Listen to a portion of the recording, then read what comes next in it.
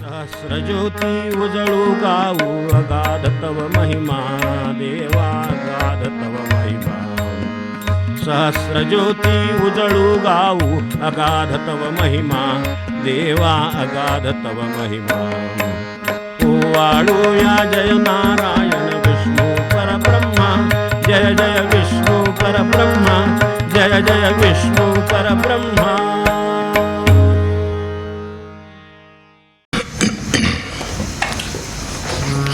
यस्य स्मरणमात्रेण जन्मसंसारबन्धनात् विमुच्यते. नमस्तस्मै विष्णवे प्रभविष्णवे. नमः समस्तभूतानाम् आदिभूताय भूभृते अनेकरूपरूपाय विष्णवे प्रभविष्णवे. व्यासानि प्रेरिले जे जे नामते पूज्यादि चित्तशुद्ध्यर्थचिन्तूजालपत्यातील प्रत्यहि. ओम नमो भगवते वासुदेवाय.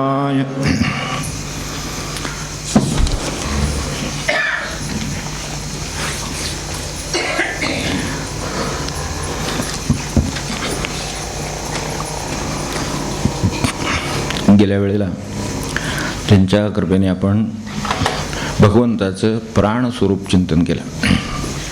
भगवंत प्राणस्वरूप कसा आहे, प्राण हा आहे, प्राणदाह आहे. अगदी शेवटी संकेतानी प्राणभूत वगैरे आहेच, वाटेत तर सगळं आपल्यासमोर आहेच, तेव्हा त्याचं पोषणही तोच करतो.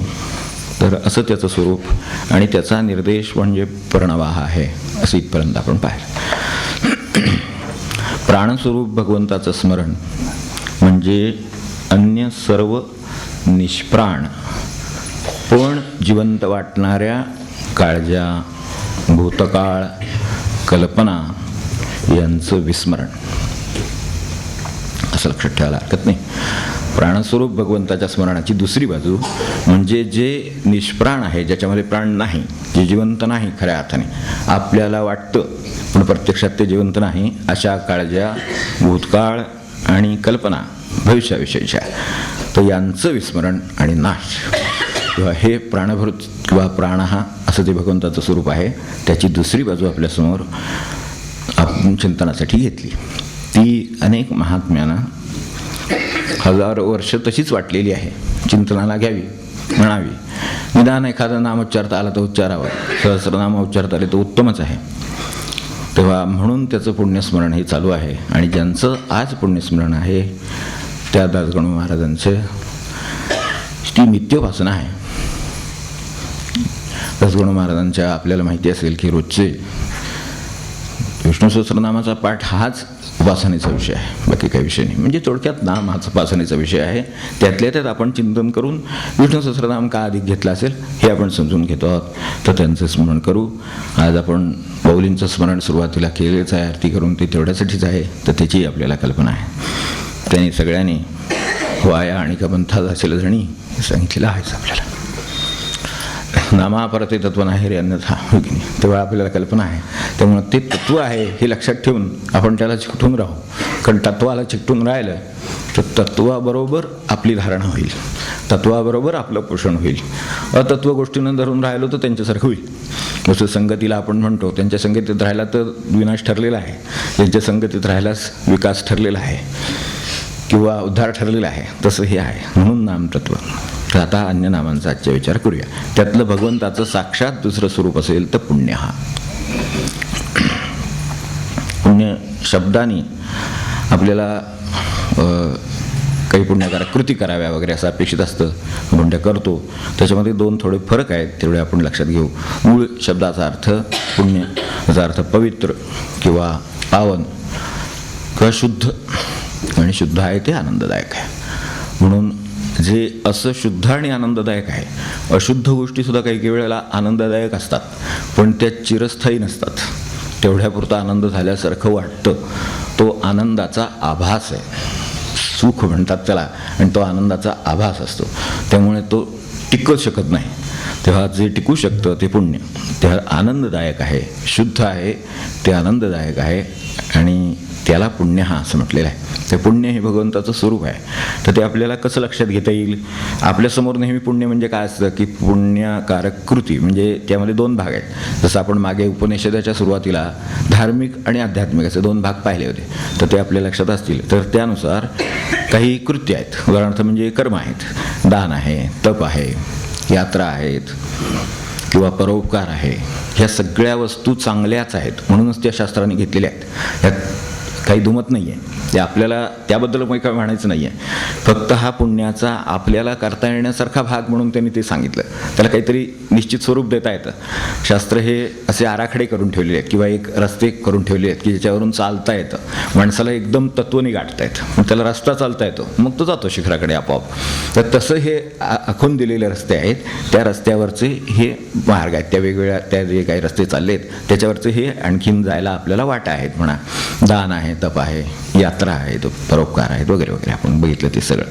वास्तविक पुण्याचा अधिक आध्यात्मिक अर्थ काय असेल तर सत्याचरण, तो खरा आहे. कारण हे जे आचार आहेत या प्रत्येक आचाराला लागून कदाचित तो आचार आहे आणि तो एक रस्ता आहे. रस्त्यात धूळ उडते चालताना. आता जरा डांबरी रस्ते झाले पण ते टोचतात आपल्याला माहिती असेल. डांबरी झाले तर धूळ उडायची वाचते, पण टोचायचं थांबत नाही, चपला घालाव्या लागतात. तर ते चालले असतील अनवाणी, त्यांना कल्पना असेल की अनवाणी चालताना कसं होतं आणि काय तापतं. धुळी जे तापतं त्याच्या कितीतरी पट डांबरी रस्त्याला तापतं. हे डांबरी रस्त्याला ज्यांनी पायी काही वाऱ्या वगैरे केल्या असतील तर कल्पना असेल. त्यामुळे ह्याला तसा दोष काहीतरी लागून आहे. जरी हे असलं आणि चांगलं असलं हे गृहीत धरून पुढचं आपण सांगतो, तर त्यातली यात्रा चांगली, उपकार चांगला, परोपकार चांगला, काय तप चांगलं, हे सगळं चांगलं. पण दानाला कुठेतरी लौकिक लागू नये, म्हणजे सावध राहा असं आहे. म्हणजे दुसरीकडे काहीतरी सावध राहायची गोष्ट त्याच्यात आहे. त्या प्रत्येक गोष्टीला जरी हे पुण्य असलं तरी सुद्धा त्याला काहीतरी सावध राहण्यासारखी गोष्ट दिली आहे. तप दिलं आहे तर कदाचित जास्त तपाचरणी झाला तर लौकिक येईल, प्रसिद्धी येईल किंवा सिद्धी पण येईल. प्रसिद्धी तर सिद्धी आली म्हणजे ती भानगडच आहे सगळी पुढची, दोन्ही त्या त्रासाच्याच आहेत. तर त्यातली त्या सिद्धीची शक्यता आहे. म्हणजे त्या तपाला सिद्धीचं काहीतरी लागू नये. ती धूळ उडते, सिद्धीची धूळ उडते एखाद्या वेळेला आणि तीच बरी वाटते असं होतं. आणि मग तो राहतो बाजूला. म्हणजे जे मूळ पुण्यकर्म म्हणून सांगितलेलं आहे त्यामधूनच हा एक फाटा फुटतो. तो लक्षात आला, थांबता आलं तर ठीक, नाहीतर मनुष्य सरळ चाललेला हाड वाटेला जातो आणि आपण म्हणतो तसं चोराच्या आळंदीला जाऊन पोचतो. निघायचं आपल्याला ते ज्ञानेश्वराच्या आळंदीला जायचं, देवाच्या आळंदीला जायचं, त्याऐवजी असं जायला होतं. म्हणून धर्माचरणाचं शोधन करावं लागतं, सारखं संशोधन करावं लागतं आणि त्यानुसार सावध पण राहावं लागतं. तर हे जे आहे तसं ह्या प्रत्येक साधनाला, परोपकाराला सुद्धा परतफेडीची भावना राहते, माणसाचा विचार मनात राहतो, काहीतरी पुढचं त्याला लागून आहे. नुसते सत्याचरण आहे त्याच्यामध्ये काहीच लागून नाही त्याला. हे सत्य आचरण आहे, आपल्याकडे तर काही नाही. म्हणून ते आध्यात्मिक वस्तू आहे. म्हणून सत्य ही आध्यात्मिक वस्तू एवढ्यासाठी आहे की सत्याला धरून आहे तर आध्यात्मिक आहे. त्याचं काय होईल किंवा न होईल, सत्य रुचेलच असं कुठे आहे. दान एक वेळ रुचेल, तुमच्यात काय पुण्यकर्म आहे, परोपकार आहे, रुचेल, कारण त्याला बरं वाटेल ना त्यावेळेला. काय ज्याच्यावर उपकार होईल त्याला बरंच वाटेल, हो की नाही. पण सत्य सांगितलं तर बरंच वाटेल असं नाही. हां, त्यामुळे त्याच्यामध्ये दोन्ही गोष्टी होऊ शकतात. पण तुम्ही सत्यात राहताना त्याचं तुम्हाला फळ आहे ना, ते पुण्य आहे. म्हणजे धर्म आणि अध्यात्म आणि त्याचा पुण्य याच्याशी संबंध कसा आहे ते आपल्याला लक्षात आणून देण्यासाठी हे फक्त स्पष्ट केलं. तर ते साक्षात पुण्य आहे. हे पुण्यमार्ग आहेत आणि ते साक्षात पुण्य आहे. सत्य साक्षात पुण्य. जेवढं जमेल तेवढं सत्याचरण असण्याचा आपण प्रयत्न करावा, सत्याचरणी असण्याचा प्रयत्न करावा. जमेल तेवढं म्हणण्याचं कारण हा काय युग आहे आपल्याला माहिती आहे. तर ह्याच्यामध्ये ही कशी काय सत्याचं काय करावं आणि सत्याचे पुन्हा काही प्रकार करावेत की काय असं वाटायला लागले. व्यावहारिक सत्य आहे, सत्य तत्वज्ञानात सुद्धा केलेले आहेत. प्रातिभासिक सत्य, अमकं सत्य, तमकं सत्य केलेलं आहे. त्या गोष्टी सत्य वाटतातच, त्या सत्य असतातच असं नाही. असं करून सुरुवात करून तत्वज्ञानामध्ये खूप मोठा विषय सांगितलेला आहे. असू दे, आपल्याला व्यवहारामध्ये शेवटी आपल्याला शुद्ध सत्यापर्यंत जायचं, ते पुण्य आहे एवढं लक्षात ठेवलं तरी चालेल. तर सन्मार्गे चालतं, ते पुण्यमार्गे चाललेले आहे. तर ते आहे. त्याच्यानंतर पुण्यश्रवण कीर्तन, पुण्याला धरूनच असलेली गोष्टी आहे. तर पुण्य श्रवण कीर्तन हा जो आहे ते श्रवण कीर्तन 2 शब्द एकत्र आलेले आहेत. तेव्हा त्यांचा क्रम लक्षात ठेवण्यासारखा आहे. कीर्तन श्रवण नाही म्हणलेलं, श्रवण कीर्तन हा म्हणलेला आहे. तेव्हा आधी श्रवण मग कीर्तन. कीर्तनाची गडबड नाही, श्रवणाची लगबग आहे सगळी. आधी श्रवण आहे आणि आपल्याकडे हे श्रवण असं तसं नाही, श्रवण हे अत्यंत मोठं साधन आहे, आपल्याला माहितीच आहे. ऐकतो मग तो बोलतो, हो की नाही. म्हणून ते दुर्दैवाने जर एखाद्याला ही अडचण असली तर त्याला बोलायची अडचण असते. आपल्याला माहिती आहे की बोलता येत नाही, कारण त्याने ऐकलंच नाही आहे. त्यामुळे ऐकलं नाही, त्यामुळे बोलता येत नाही. ही जी अडचण आपल्याकडे दुर्दैवाने कोणाच्या वाट्याला येते त्यावेळेला त्याचा अर्थ कळतो की क्रम काय आहे. म्हणून ते ऐकत असावं आणि हे सारखं ऐकत असावं. आता विनोबांसारख्यांची गोष्टीच वेगळी. त्यांनी बरोबर ऐकण्यामध्ये, सांगण्यामध्ये कसे तरतमभाव करावे ते सांगितले. ते सांगतो पुढे आलं योगाने. तर त्या श्रवणामध्ये एक नक्की की श्रवण सावधान असावं असा शब्द आहे, एवढं लक्षात ठेवायला हरकत नाही. श्रवण सावधान.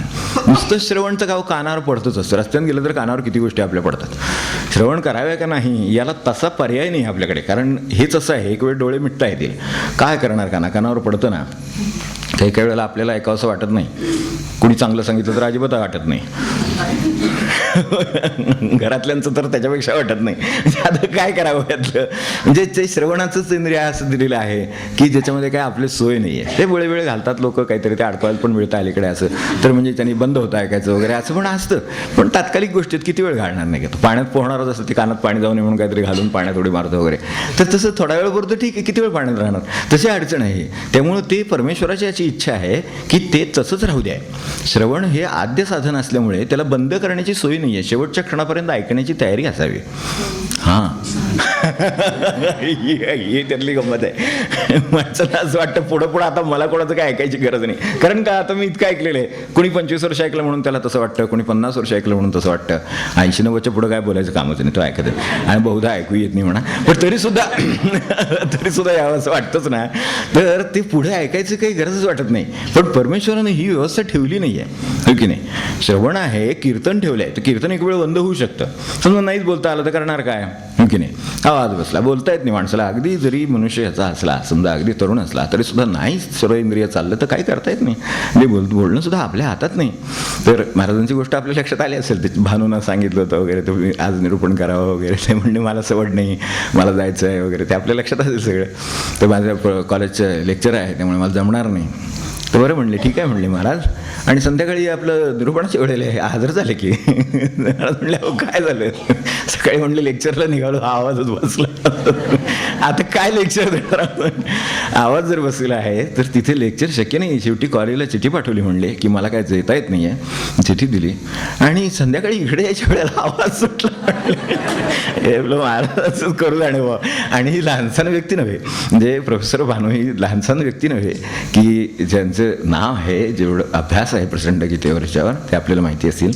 तर असं आहे. तर त्यातल्या श्रवणाची बाबतीत म्हणजे बंद करायची कल्पना नाहीच आहे भगवंताची.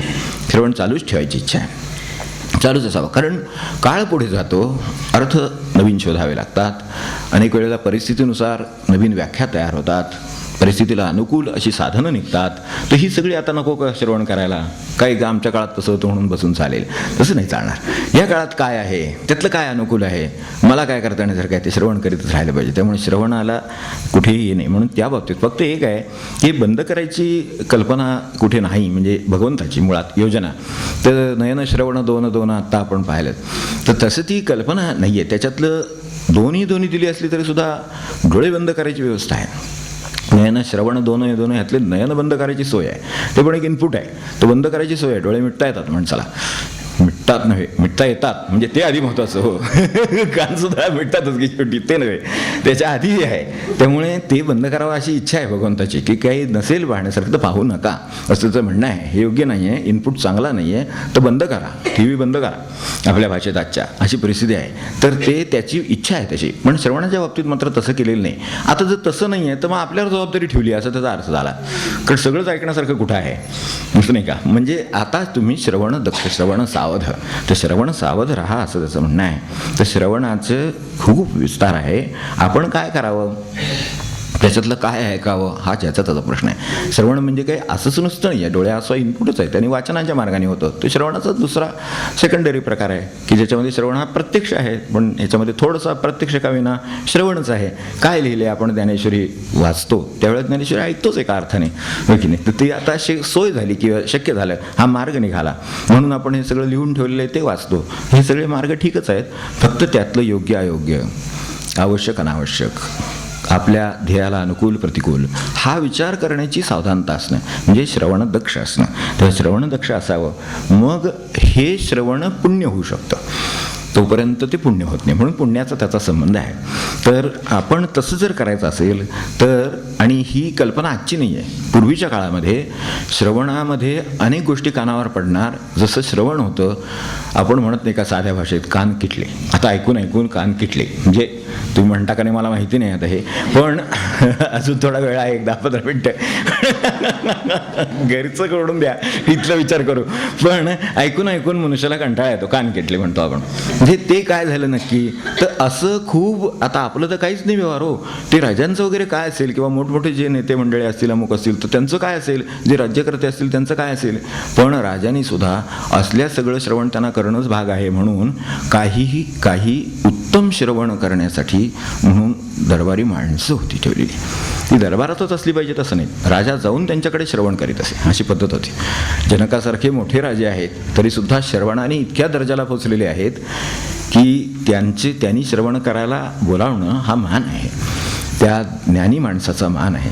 किंबहुना चूक बरोबर, कारण जवळपासची मंडळी दिशाभूल करण्याची शक्यता असते. अशा वेळेला ज्याची बुद्धी स्थिर आहे त्याच्याकडून श्रवण करावं, असा सिद्धांत त्यांचा दंडक आहे, शास्त्र आहे. म्हणून शास्त्रामध्ये पूर्वीच्या काळापासून की ज्यांची स्वतःची क्षमता एवढी प्रचंड आहे, सगळीच राज्य चालवण्याची ज्यांची क्षमता आहे, त्यांना सुद्धा श्रवण दक्ष राहायला सांगितलेलं आहे.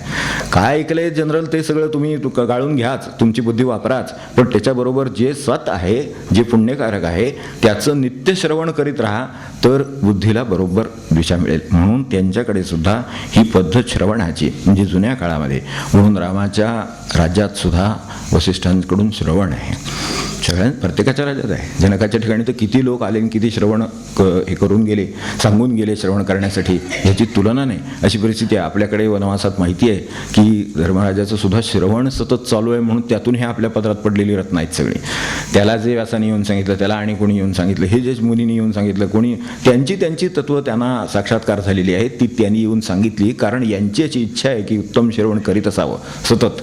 नाही तर धर्मराजा स्वतः काही कमी सांगायला आहेत का, धर्मराज आहेत स्वतः, तर ते धर्म उत्तम सांगू शकतील, त्यात शंकाच नाही.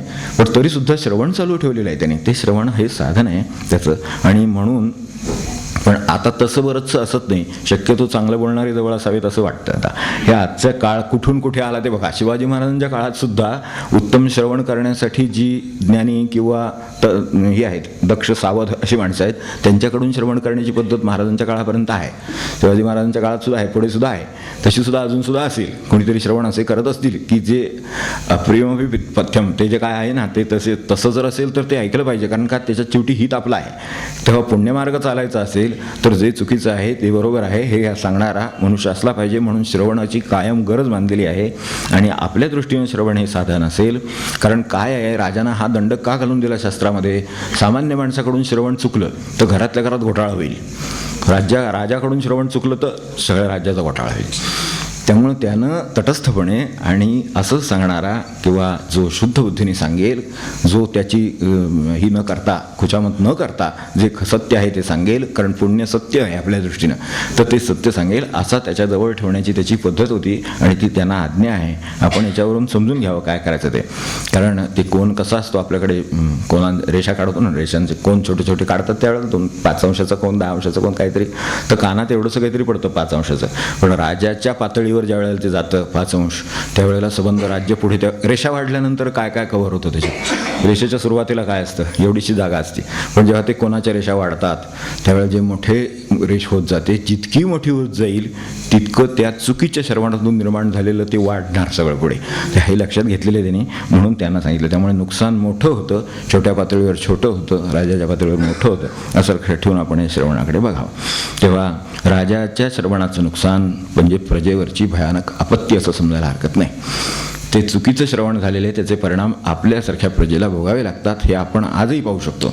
तर त्याचा प्रत्यय वेगळा आणखीन सांगायची गरज नाही. एक, आता यामध्ये श्रवण आहे, त्याचा क्रम आहे. श्रवण आहे, श्रवणानंतर त्याचं चिंतन आहे, त्यानंतर त्याच्यावर मनन आहे, त्याचं काही आचरण आहे, सत्यासत्यता पारखली आहे, परत ती पारखलेली आहे, त्यामुळे त्याचं आचरण आहे. आणि मग जे आचरणावर उतरलेलं आहे त्याचं कीर्तन आहे. कीर्तन शब्दामध्ये कृतीवरूनच कीर्तन आलेलं आहे मुळात. त्यामुळे कृतीशिवाय कीर्तन नाही. जर कृतीशिवाय कीर्तन असेल तर मनोरंजन आहे असं समजायला हरकत नाही आणि सोडून द्यावं. कीर्तन म्हणजे ज्या अर्थाने शब्द कीर्तन वापरला जातो तो आहेच, पण त्याच्याबरोबर हे जे पुण्य श्रवण कीर्तन हा हे जे आहे सगळं त्यातलं जे पुण्य किंवा श्रवण कीर्तन आहे यातलं श्रवण कीर्तनामध्ये सुद्धा त्याच्यातला हा जो क्रम आहे त्यामुळे उत्तम श्रवण, त्यानंतर त्याच्यावर उत्तम चिंतन. तुम्ही विचार करून सत्यावरपर्यंत जा, त्यानंतर त्याची तपासून पहा, मनन करा, त्याचा सत्यतेशी ताडून पहा. आचरणाने कळतं हे खरं आहे का नाही. पाणी गार आहे, तुम्ही बोट बुडवून बघितलं तर कळेल खरोखरच गार आहे का नाही, गरम आहे. तुम्ही ठरवा, श्रवणाने ऐकले बरोबर आहे, पण ते तसंच आहे का नाही तुम्ही पहा. वाटलं तर तसं जे काही आपल्याकडे त्याचं आचरण करण्याचा मार्ग असेल तो आचरून पहा, नंतर मग त्याचं कीर्तन म्हणजे सांगणं असं आहे. तर अशा क्रमाने ही सगळे आलं आणि मग मात्र कीर्तन आलं. तेव्हा परमार्थात सुद्धा श्रवण म्हणजे आपल्यापुरता विचार केला थोडासा तर परमार्थात सुद्धा श्रवण हे साधन एवढ्यासाठी सांगितले. त्यातून अनेक बाजूंनी त्या विषयावर प्रकाश पडत असतो. तेव्हा ते खूप वेळा सांगावंही लागतं आणि ऐकणाऱ्यांना ऐकावंही लागतं. मूळ मुद्द्यावरच प्रकाश पडत असतो, पण तो खूप बाजूनी पडतो. दरवेळेला पडतो त्यावेळेला नवीनकडून पडतो, त्यामुळे पुन्हा एकदा ती वस्तू प्रकाशित होते. त्याची त्या श्रवण करणाऱ्यालाही गरज आहे आणि खरंच अर्थाने जर कीर्तन करणारा किंवा सांगणारा जर खरंच उपासना म्हणून ते करत असेल तर त्यालाही त्याची गरज आहे. तर दोघांचीही गरज त्यातून पुरी होते आणि मूळ सत्यवस्तू प्रकाशित होते आणि सत्यवस्तू स्थिर होते, म्हणून ती सांगावी असं त्याच्यात म्हटलंय. म्हणून हे या सगळ्यात काय येईल आपल्यासमोर तर परमार्थात सुद्धा हे असं आहे की आधी भरपूर श्रवण, मग त्याचं भरपूर चिंतन, मग मनन, मग आचरण आणि मग जर गरज असेल तर गुरुआज्ञेने मग कीर्तन असं आहे. मग सांगणं किंवा काय भगवंताची आज्ञा असेल त्यानुसार सांगणं किंवा ऐकणाऱ्याची गरज असेल तर सांगणं. आपल्याला सांगण्याची गरज आहे म्हणून ऐकणं हा एक प्रकार तो अभिप्रेत नाही. परमार्थात तर अजिबात नाही. मला सांगायचंय म्हणून त्याने ऐकावं असं नाही, त्यांना ऐकायचंय म्हणून आपण सांगावं हे चांगलं अधिक. तर तशा पातळीला ते कीर्तन असणं हे त्यांना कीर्तनाला अभिप्रेत येतं. आपण त्या दृष्टीने कीर्तनाकडे पाहावं, कारण त्याच्यामध्ये मुळात धातू कृतीतून निर्माण झालेला आहे. कीर्तन धातू कृती ह्याच्यातून निर्माण झाले, त्यात कृती अभिप्रेत आहे. तर कृती ज्यांनी केली त्यांची कीर्तनं टिकून आहेत. आज दासगणू महाराजांचं कीर्तन टिकून आहे. आज त्याच्यावर असंख्य लोक टिकून आहेत, असंख्य लोक अगदी चांगल्या अर्थाने टिकून आहेत. मी म्हणतो अवश्य राहावं, कारण शेवटी भगवंताचं गुणगान करून हे करत जगणं, त्यावर जगणं आणि काही खुशामत करून जगणं यामध्ये फार फरक आहे. त्यामुळे आपल्याला तो फरक लक्षात येतो. त्यामुळे त्याने आणि शेवटी आहेत ना ग्रंथोपजीवी विशेष लोक ही दृष्टादृष्ट विजय व्हावे जी त्यांनी तेव्हाच आपल्याला त्याचं हे देऊन ठेवलेलं आहे, आश्वासन देऊन ठेवलेलं आहे, मागणं देऊन ठेवलेलं आहे आणि भगवंताने होय म्हणलेलं आहे. इथं म्हणे आहे ना ते त्यांनी सांगितलेलंच आहे त्यांनी की वा हे होणार, होईल दान पसावं. तेव्हाच आश्वासन देऊन ठेवलेलं आहे की जे हे कीर्तन करतील तर त्यांचे सगळं मी पाहीन. काय दृष्टादृष्ट विजय दोन्ही त्यांचे करेन मी. प्रपंचही सांभाळेन, परमार्थही सांभाळेन, जे दिसतंय ते सांभाळेन, जे दिसत नाही सूक्ष्म तेही सांभाळेन. एवढी त्या काळात त्यांनी आश्वासन देऊन ठेवले. ते ह्या सततम कीर्तयंतो माम त्यांच्यासाठी ठेवलेलं आहे. तेव्हा ते तर अपेक्षित आहेच. तर असं लक्षात ठेवावं की याच्यावरून कीर्तनाची कल्पना त्यांनी कशी त्यांना अभिप्रेत आहे ते आपल्यासमोर असावी. तेव्हा पुण्यश्रवण आणि पुण्य कीर्तन हे दोन्ही गोष्टी आहेत. तर ते पुण्य कीर्तन केव्हा होईल, जेव्हा त्यामध्ये कृती असेल तेव्हा ते कीर्तन होईल खऱ्या अर्थाने. कारण त्यातून तो शब्द निर्माण झाला. तेव्हा कृती, मग सत्कृती, मग तिचं वर्णन आणि गायन म्हणजे कीर्तन झालं. आता जितका स्वानुभवाचा आधार लाभेल तेवढं कीर्तन उत्तम आणि तेवढं ते प्रभावशाली होईल, तेवढं ते माणसाला बदलू शकेल. नाही तर माणसाला बदलू शकणार नाही. तसं रंजन करेल तास चांगला गेला म्हणेल, त्याच्यात काही फरक पडणार नाही. त्याच्यात फरक त्या लोकांनी पाडला ज्यांनी स्वतः आचरण केलं होतं आणि ती कीर्तन केलं होतं, त्यांच्यानी बदललेले श्रोते आहेत. त्यामुळं ते नामाला लागले, ते अमक्याला लागले, ते सन्मार्गाला लागले. हे केव्हा की ज्या वेळेला ह्या त्याच्या बैठक त्याची ही आहे तेव्हा. तर असा आपण साधारण क्रम लक्षात ठेवला तर भगवंत म्हणजे हे पुण्यश्रवण कीर्तन काय आहे. तेव्हा पुण्यश्रवणामध्ये सुद्धा हा क्रम आहे की सद्विचार आहेत, श्रवणामध्ये सद्विचार आहेत, त्यानंतर सत्कृती आहे, मग सत्परायण मनुष्य होईल हे आहे तिसरं, आणि मग पुण्यकारक ते ठरेल. म्हणजे श्रवण नुसतं काय कीर्तन एक क्षणभर विसरू की आपण कीर्तनाचा आपल्याला नको आहे बाजू, आपल्याला कोणाला काही सांगायचं नाही, पण श्रवण तर चांगलं करायचं आहे ना. मग त्यात सुद्धा चार गोष्टी आहेत की एक सद्विचार सद्विचार आहे. म्हणजे श्रवणाच्या बाबतीत दक्ष म्हटलं आपण, तर श्रवण दक्ष आहे ना, मग सद्विचारच श्रवण करतो, फक्त सत्कृतीच पाहतो, मी सत्कृतीच फक्त श्रवण करतो. असं जर असेल तर मग आपोआप मनाला ते सत्परायण राहायची सवय लागते. म्हणून सद्विचार, सत्कृती, सत्परायणता आणि मग पुण्य म्हणजे साक्षात पुण्यमुक्ती मार्ग किंवा आनंद मार्ग असा आहे शेवटी. तो शेवटी आनंद होतो, तोपर्यंत होत नाही. तर ह्यासाठी पुण्यश्रवण काय आहे आपल्यासमोर असावं. पुण्यो दुःस्वप्न नाशनः असं एक आलेलं आहे. हे जर पुण्यकारक कर्म झालं, श्रवण आणि कीर्तन, त्यातलं कीर्तन ज्यांच्या नशिबी असेल, सांगणं असेल त्यांचं असेल, नसेल त्यांचं नसेल, पण श्रवण तर सर्वांनाच आहे ना. मग ते ज्यांचं असेल त्यांनी जर हे काम केलं असेल तर मग स्वप्ननाशन आहे, दुःस्वप्न नाशन हा.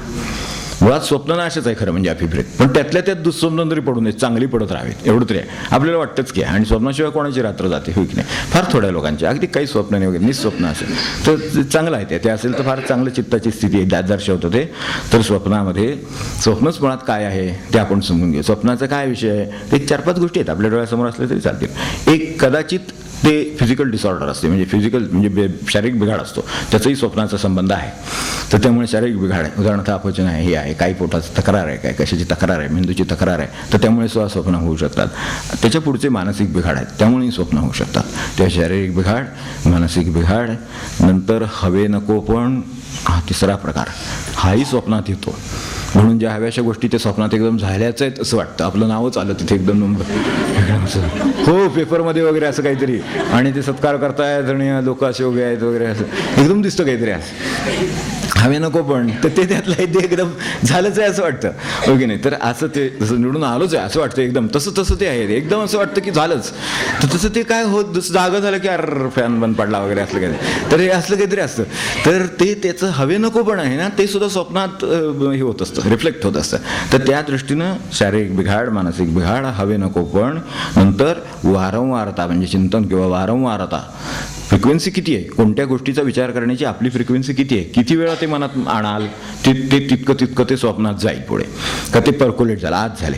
तर आज जितकं खोल गेलेलं आहे तितकं तुम्ही शांत बसला की उठून बसलंच ते म्हणून समजायचं. भूतासारखं काम आहे ते, आपण जागेवर बसलो की ते डोक्यावर बसलंच म्हणून समजायचं. त्यामुळे वारंवारता काय आपल्याकडे, त्याचं वारंवार किती वेळा गोष्ट एखादी केली असेल किंवा विचार केला असेल, चिंतन केलं असेल, तितकी ती स्वप्नामध्ये येते. तेव्हा वारंवारता हे पण स्वप्नाचं कारण आहे. आणि चमत्कृती हे एक स्वप्नाचं स्वरूप आहे. हे आपलं मला स्वप्नाचे विषय डोळ्यासमोर आहे तेवढा सांगितला, मग त्याच्यातनं काय ते हे आपल्याशी संबंधित काय ते लक्षात येऊ शकतं. तर चमत्कृती हे पण कारण आहे, कारण स्वप्नामध्ये हा एक विशेष आहे स्वप्नाचा की ते चमत्कृती घडवू शकतं. म्हणजे प्राणी एकदम ते ह्याच्यातले काहीतरी सरडात चालणार, एकदम उडायला लागतं वगैरे, असलं काहीतरी हे चमत्कृती आहेत ना. तर असं काहीतरी ते जाणार, ह्या ज्या चमत्कृतींचं माणसाचं, आपण एकदम पंख फुटले आणि आपण असे चाललो होतो एकदम 2 मिनिटात राजवाड्यावर वगैरे, असं विमानासारखं असं काहीतरी वाटतं. म्हणजे असं वाटतही असेल त्यातला भाग असेल कुठेतरी, पण ती चमत्कृती करण्याचं सामर्थ्य स्वप्नामध्ये आहे, व्यवहारामध्ये त्यातलं काही नाही. त्यामुळे ते स्वप्नामध्ये चमत्कृती आहे. आणि सर्वात शेवट स्वप्नामध्ये, म्हणजे आत्ता सांगतो याच्यातलं अजूनही कारणं असतील, आपल्याला त्यात काही खोलात जायचं कारण नाही, पण एक 4-5 कारणं सांगितली. आणि शेवटचं स्वप्नांचं कारण आहे की ईश्वरी सूचना सुद्धा स्वप्नात असू शकते. तर ती पण आपल्याला माहिती आहे. तर तशी पण एखादी असू शकते, ती ह्यात नाही ना बघावं म्हणजे मग ती ईश्वरी आहे की नाही ठरेल. तर त्यासाठी पहिले सांगितलं सगळं की यातलं तर ते काही नाही ना, हां मग ती असेल, नाहीतर मग आपल्याच मनाचं आपल्याला दिसत असेल सरळ आहे, तर त्यातलं कुठलं आहे हे बघून मग हे ठरवता येईल. तर आता ह्यात दुःस्वप्न जेवढी आहेत तेवढी तरी निदान नष्ट व्हावीत, ती चांगली आहेत ती टिकू देत राहू देत. निदान बाबा आपल्याकडनं एकदम जपाला बसवतो आणि 8-8 तास जप होतोय असं एकदम स्वप्न पडलं तर पडू दे ना. 8 तास झाले आपण उठलोच नाहीये आणि आपल्याला भानच नाही, कोणतरी उठवलं, अहो झालं आता 1 जेवणाची वेळ होऊन गेली, असं जर काय होत असेल तर काही दुःस्वप्न नाही, चालू देत अजून जरी थोडा वेळ, कारण नाहीतरी स्वप्नातलंच जेवण आहे. काही हरकत नाही, आपल्याला दुःस्वप्न नाशनं असं म्हणायचं. तेव्हा जी निदान वाईट आहेत, म्हणजे बसलो आणि कोणतरी आलं वगैरे असलं स्वप्न असेल तर निदान त्याचं तरी नाश होऊ दे, हो की नाही. बसलो जपाला आणि कोणतरी आलं आणि उठवलं लगेच आपलं, आणि आपला बेत होता 8 तास बसायचा वगैरे, हातलं ते तरी तसली तरी नाहीशी होऊ देत निदान, हो की नाही. तर दुःस्वप्न नाशन हा, तर ते व्हायला शुद्धी व्हायला लागते, तेव्हा दुःस्वप्न नाश होतात. तर शुद्धी व्हायला ही सगळी कारणं आहेत, ती शुद्ध ज्या वेळेला होतील त्यावेळेला ते होतं.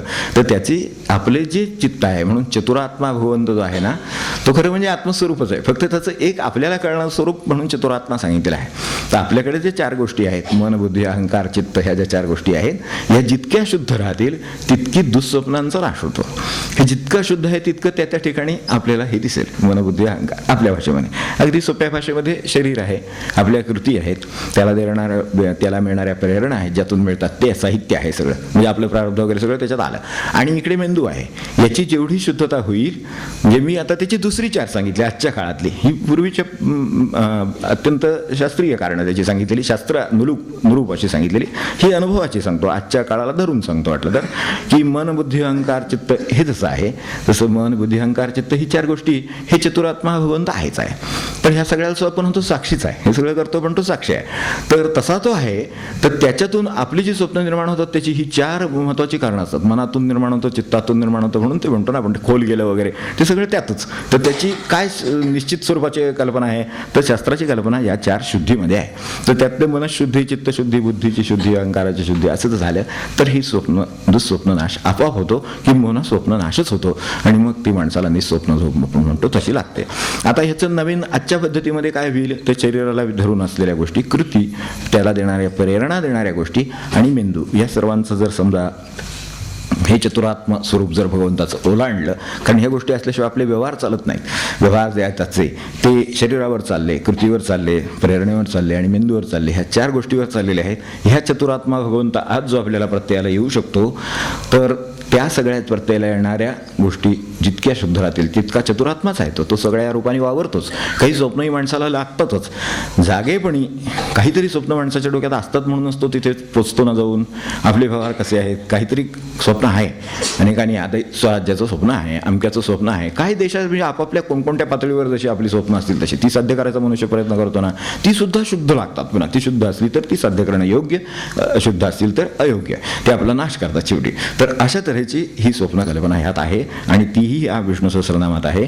त्यात ह्या 4 गोष्टींनी चतुरात्मा भगवंत जो आहे तो ओलांडला आणि पलीकडे गेलो की त्याचं खरं स्वरूप जे पुण्यरूप आहे ते सापडेल आणि दुःस्वप्नांचाही नाश होईल असं म्हणायचं आहे. तर एवढा विषय आज होऊ शकेल. आज आता साधकांसाठी काय घेता येईल, तर खरं पुण्य काय आहे ते लक्षात ठेवावं. पुण्यतर मार्ग कोणता हा अधिक लक्षात ठेवावा. त्यामध्ये बाह्य जे पुण्य आहे ते अवश्य लक्षात ठेवावं, कारण त्यांनीच आपण तिथेपर्यंत जाऊ. हा रस्ता आहे समजू आपण, ध्येय असेल तर शुद्ध पुण्य आहे. तर त्याच्यातला बाह्य मार्ग काय आहे, तर दान आहे, तप आहे, यात्रा आहे, अमक आहे, जे आपल्याला मार्ग सुचत असतील ते आचरित असावं, जेवढे जमतील तेवढे. खरं किंवा अंतरंग ते शुद्ध खरं पुण्य ते कोणतं, तर ते सत्याचरण आहे. ते जेवढं जमेल, जितकं शुद्धतेनं जमेल, जितक्या डिग्रीनी वर मनुष्य जाईल तितक्या डिग्रीने तो खऱ्या पुण्यापर्यंत जाईल, एवढं होईल. दुसरी गोष्ट आपल्याला साधक म्हणून साधकांसाठी काय पाहायचं ते आपण शेवटी पाहतो तसं. तर आता ते काय व्हायला पाहिजे, तर ह्याच्यासाठी पुण्यश्रवण, म्हणून जास्तीत जास्त जेवढं श्रवण चांगलं करू तेवढं. तर ते सतत होईल, भरपूर होईल, विविध प्रकारचं होईल. चिंतन जेवढं चांगलं होईल त्याच्यावर तेवढं ते अधिक चांगलं उतरेल, मननाने अधिक चांगलं उतरेल, आचरणाने अधिक कळेल, त्यातल्या अडीअडचणी लक्षात येतील, बरोबर चूक लक्षात येईल, मी करावं की नाही एखादी गोष्ट हे लक्षात येईल. हे सगळं होईल, मग प्रयोग होतील आणि मग खऱ्या सत्याचा आणि पुण्याचा अनुभव आपल्याला येऊ शकेल. असा हा क्रम आहे. त्यानंतर तिसरं कीर्तन म्हणजे जे सांगणं आहे त्यामध्ये कृती अभिप्रेत आहे एवढं लक्षात ठेवून ज्याला सांगायचं असेल त्यांनी ते सांगावं. ज्यांना कोणाला काही परमार्थाची चर्चा करावीशी वाटते तर त्यांनी ती निदान जेवढी कृतीत आलेली आहे तेवढीच करावी, त्याच्यावरची उरलेली ही कृतीतली नाही सांगून पुढे जावं सरळ. तर ही जी कृतीतली आहे, बाबा म्हणायचे हा माझा अनुभव आहे. बाबांनी स्वतः सांगायचे ना की काय सांगायचं प्रवचनात, काय सांगावं, तर म्हणाले इथपर्यंतचा अनुभव मला आहे असं सांगावं, आणि हा अनुभव मी तुकोबांचा सांगतोय असं सांगावं. तो पण अनुभव ह्यातच सांगू नये त्यांचाच असल्यासारखा, असं त्यांचं म्हणणं आहे. किती सावध लोक ते, तर त्या दृष्टीने असावं.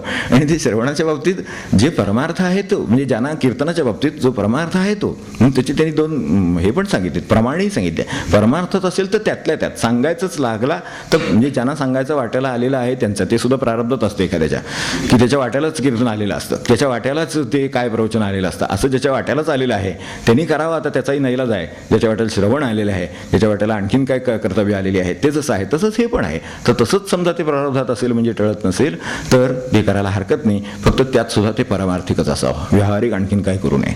तर व्यवहार आणि परमार्थ याची सांगड सांगताना विनोबाने आपल्या तुकोबांचं उदाहरण देऊन बरोबर सांगितलेलं आहे की व्यावहारिक हित असेल, शेजाऱ्याचं असेल ते एकदा सांगून पाहावं, असं तुकोबांचा एक अभंग आहे, एकदा सांगून पाहावं. पारमार्थिक असेल तर वारंवार सांगावं. म्हणजे काय असं त्यांना विचारलं होतं. तेव्हा त्यांनी एक चांगलं उदाहरण दिलं. आपल्याला माहिती असेल की शेजारच्या गुरणात गाय चरत असली तर त्याला एकदा हकारून सांगावं, तुमच्या शेतात गाय चरते आहे, तर ते जरा बघा असं त्यांना सांगावं. पण एकदाच सांगावं म्हणे. परमार्थ असेल तर जास्त वेळ सांगावं. आता एकदाच का सांगावं तर म्हणले ते एकदा सांगितलं तर त्याला जर हिताची काळजी असेल तर आपला शेजार धर्म एकदा सांगितल्यामुळे पार पडलेला आहे, त्यामुळे तेवढं झालेलंच आहे. आणि समजा तो ऐकलाच नाही, कारण ऐकलंच तरी काय सांगतं ते शेजारी आहे शेवटी. ऐकलं तर काय सांग, नाही ऐकलं तर काय सांगायचं. पण नाही ऐकला तर गोरक्षण होईल म्हणले अनायासे. असं तर त्यातल्या कीर्तनामध्ये सुद्धा खूप बारका वेद्य आपल्यासमोर असावेत म्हणून सांगितले. तर त्या दृष्टीनं शास्त्राज्ञ असेल, गुरुआज्ञा असेल तर ते करावं. त्यानंतर श्रवण सावध असावं, ह्याला मात्र काही पर्याय नाही. तर काय होतं, लोक आपल्या डोक्यात कितीतरी गोष्टी, लोक म्हणजे आपण नव्हे, एकंदरीत सांगतो, जनरल लोक, सगळे जनरल लोक नाना प्रापंचिक गोष्टी, नफे तोटे, फायदे दुःख, पैसे, अमकं तमकं, ते कसे मिळतील, काय करा तुम्ही, असं करा तसं करा, हे होईल ते होईल, असं ते कोणीतरी काहीतरी तुमच्याबद्दल असं असं म्हणत होतं, काय ती गोष्टी डोक्यात घालतील सांगता येत नाही. कोणी पाहिलं ते म्हणले का नाही कोणा ठोक, पण ह्यांनी डोक्यात घातल्यामुळे आपल्या डोक्यात मात्र सुरू होतं, असं म्हणले काय ते तिथं, बरं ठीक आहे, म्हणजे आता पुढे आलंच ते आणि पुढे काय ते आपल्याला माहितीच आहे. तर असल्या गोष्टी डोक्यात घालीत असतात, त्याबद्दल आपण सावध असावं. ते श्रवण सावध म्हणजे व्यावहारिक किंवा प्रापंचिक किंवा पारमार्थिक आपल्या दृष्टीनं हे एवढं तरी निदान लक्षात ठेवायला हरकत नाही. नंतर पाचवं काय असेल तर पुण्यकारक आणि अनुभूत जेवढं आहे तेवढंच सांगावं. संत महात्म्य तेवढ्यासाठी आहे, आपल्याकडे सांगावया गुज तुझे देवा हे जे म्हटलं आहे ते विश्वनाथ महाराजांनी म्हटलं ते तेवढ्यासाठी म्हटलेलं आहे की सांगावया गुज तुझे देवा, भगवंताचे जे गौप्य आहे, जे रहस्य आहे ते सांगणारे संत सांगू शकतील, त्याच्यातला अर्थ संतच सांगू शकतील, म्हणून त्यांच्या सांगण्याचं महत्त्व आहे. तर ते तेवढ्यासाठी एवढं लक्षात ठेवावं आणि ते मात्र आवर्जून जिथे कुठे येतील, जिथे कुठे सापडतील तिथे जाऊन ऐकावं. आणि शेवट आपल्याला उत्तम आणि सात्विक श्रवण वारंवार करण्याची गरज आहे, कारण ते केलं तर आपल्या हातून पुढे श्रवण आणि मग स्मरण होईल. आणि आपला आहेच ते आपण आपल्याला आरती म्हणूया आणि थांबूया आता. श्रवण दर्शने श्रवणे ते पावना करीशी आहे, स्मरणे मात्र काही जे असेल ते सगळं आपल्याला पावन करतच आहे.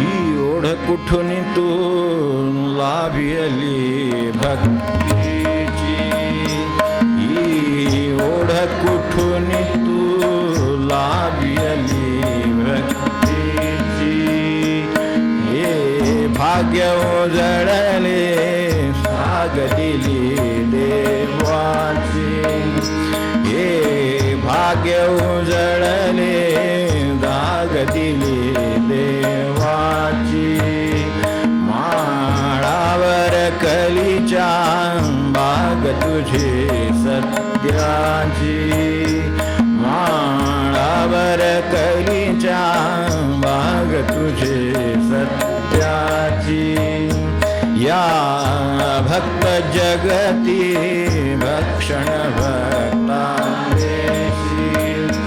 या भक्त जगती रक्षण भक्तांदेशी,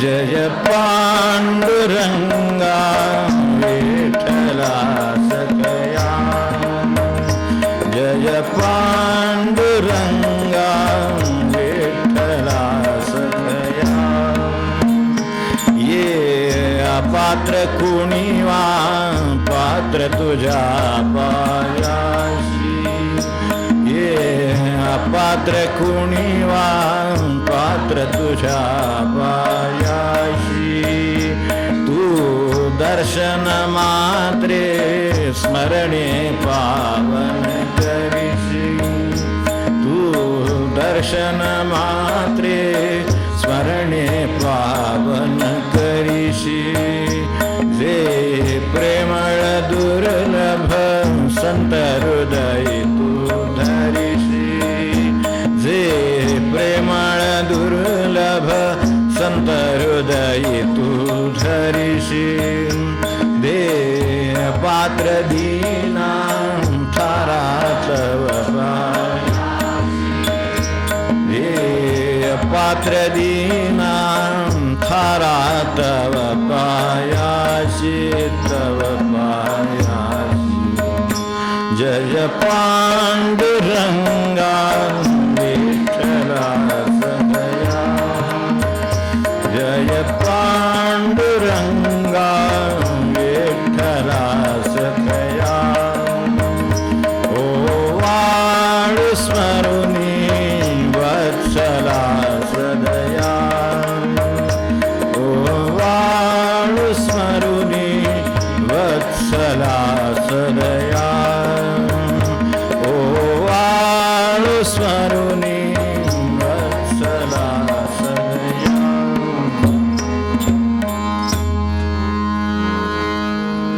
जानकी जीवन स्मरण जय जय राम.